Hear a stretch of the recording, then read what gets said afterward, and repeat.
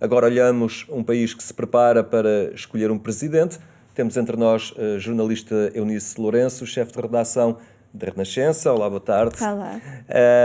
Têm sido dias atípicos estes, uma campanha completamente sui generis, e os portugueses perante este desafio de um dever cívico, moralmente sentem este impulso e esta obrigação de votar. Por outro lado, fazê-lo em confinamento. É esta a discussão que por estes dias anda no ar, adiar, não adiar, mas em todo o caso a campanha decorre apesar de tudo.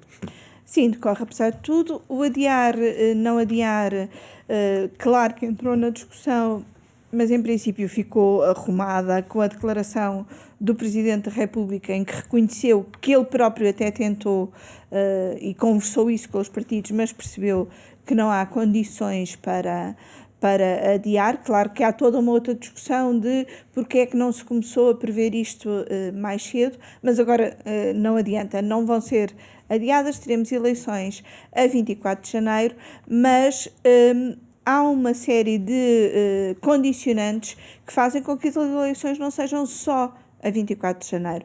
As várias formas de voto à distância e por antecipação permitem que vários setores e muitos eleitores possam votar sem ser no dia 24. Qualquer pessoa pode votar no dia 17 se inscrever para tal e vai votar à sua sede de conselho, sem precisar de qualquer outra justificação. Há formas das pessoas que estão em confinamento ou em isolamento profilático também poderem votar. Aliás, quem seja colocado em isolamento recebe uma mensagem a perguntar se quer votar ou não no seu local de isolamento. Há também a possibilidade de os idosos que estão a viver em lares não terem de se deslocar para votar, mas de facto vivemos uma campanha e umas eleições muito pouco habituais.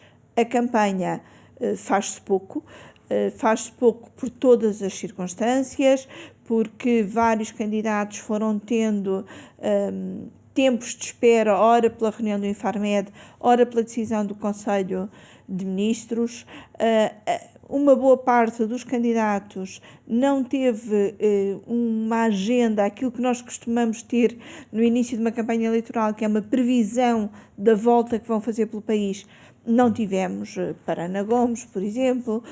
Marcelo Rebelo de Sousa não faz campanha, nunca teve ações de campanha previstas e agora, com toda esta circunstância de haver casos positivos na sua casa civil e dúvidas sobre a condição a que o Presidente terá de estar sujeito no resto da campanha, também fazem com que não tenha campanha.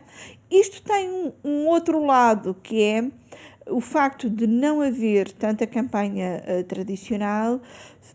Penso eu que é o que explica o interesse dos eleitores e dos telespectadores pelos debates televisivos que tiveram audiências como há muito tempo. E quanto a ideias por esses debates, os portugueses estão mergulhados numa crise tremenda, com o Serviço Nacional de Saúde esgotado. As ideias que têm passado por esses debates acabam por estar um bocadinho influenciadas por isto também? Sim, muito influenciadas por isto. Há muita coisa que passou pelos debates que era de mera atualidade do próprio dia.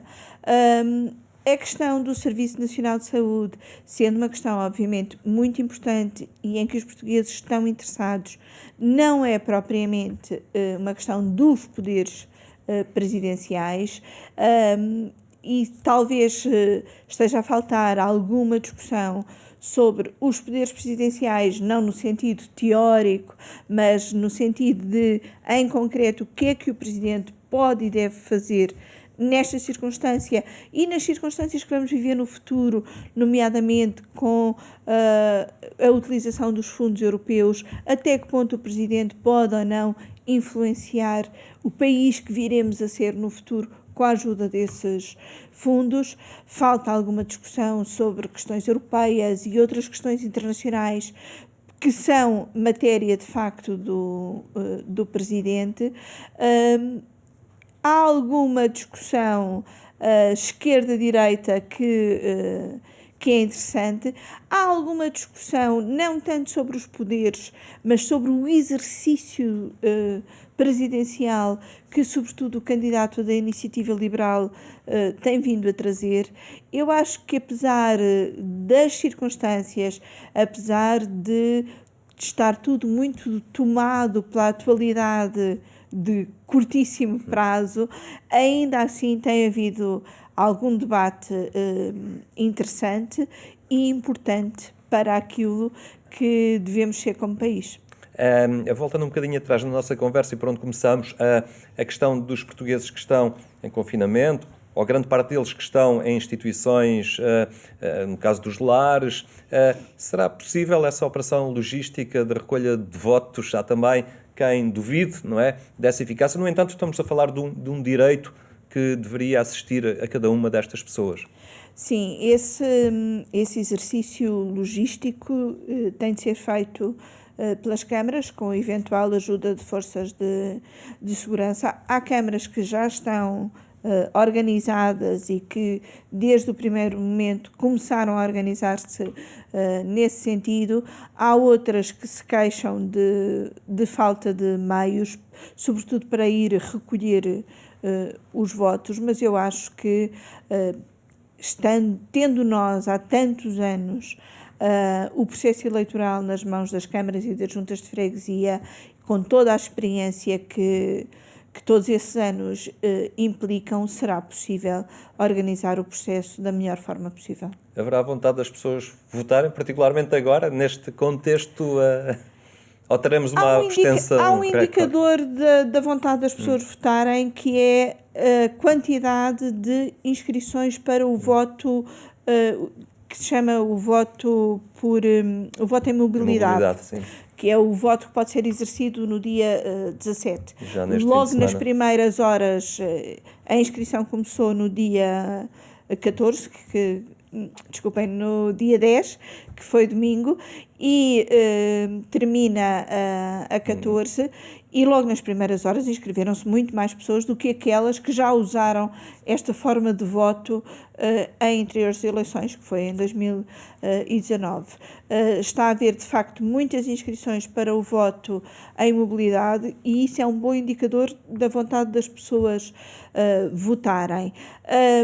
Por muito que possamos discutir se não devíamos ter evitado ter eleições numa situação de confinamento, já não adianta essa discussão. Portanto, agora o que adianta é tentar votar da forma mais segura possível, e isso também temos de ter em conta que o ato de votar implica muito menos riscos do que outros atos que também teríamos de fazer neste confinamento. O que é importante é que saiamos para ir votar e não aproveitemos o ato de ir votar para mais um bocadinho de convívio com alguém que até está ali na secção de voto e não vemos há muito tempo, ou para ir dar 2 dedos de conversa, porque aquilo que todos temos ouvido ao longo destes meses é que não nos momentos de trabalho puro e duro, não nas nossas obrigações, mas nos momentos de descontração e de convívio, que muitas vezes diminuímos a nossa atenção e não cumprimos inteiramente as regras. E é normal, estamos todos muito cansados de toda esta situação, estamos todos a desejar muito voltar àquilo que era a nossa vida normal, mas é muito importante que tenhamos atenção ao cumprimento das regras. Os dados desta semana, divulgados pelos especialistas, também mostram que as pessoas estão a ter menos cuidados, estão a usar menos a máscara, e é importante redobrar todas essas atenções. Muito bem, Eunice Lourenço, muito obrigado por esta participação. Voltaremos certamente a falar futuramente sobre a realidade que sair, ao fim e ao cabo, deste escrutínio, mas também dos desafios que se colocam ao nosso país. Obrigado pela tua presença.